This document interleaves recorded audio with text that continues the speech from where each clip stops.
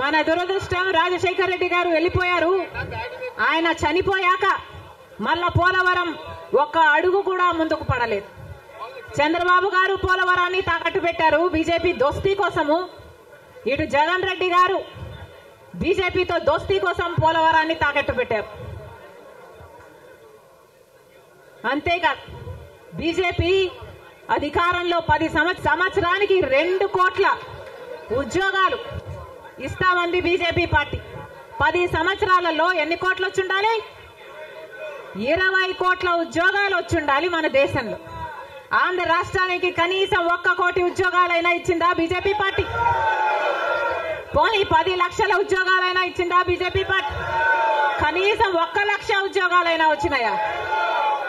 లేదు. ఆంధ్ర రాష్ట్రంలో 1 లక్ష అంటే 1 లక్ష ఉద్యోగాలు కూడా ఇవ్వలేదు బీజేపీ పార్టీ. ఉన్నవి కూడా ఊడాయి.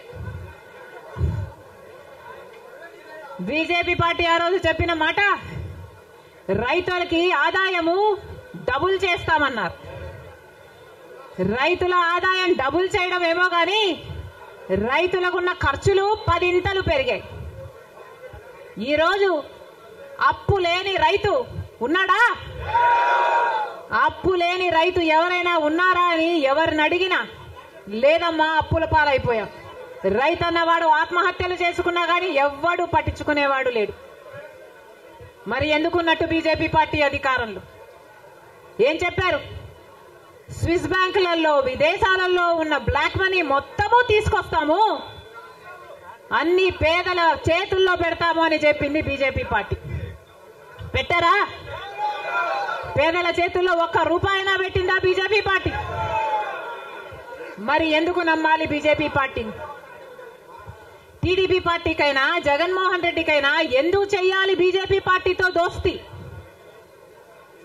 ఎందుకు వాళ్ళ ఎమ్మెల్యేలు, ఎంపీలు, రాజ్యసభ ఎంపీలతో సహా బీజేపీ పార్టీ తొత్తుల్లాగా ఎందుకు మారారు?